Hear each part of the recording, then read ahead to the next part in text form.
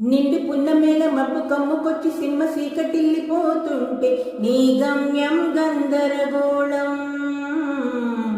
దిక్కు తోచకుండా తల్లడిల్లిపోతూ పల్లటిల్లిపోయి నీ ఉంటే తీరేనా నీ ఆరాటం.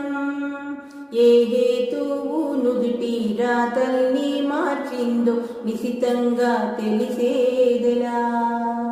రేపేటవునో తేలాలంటే నీ ఉనికి ఉండాలిగా. ఓ ఆటు ఓటు గుండె మాటుల్లోనా సాగేనా ఆశా పాశం బందీ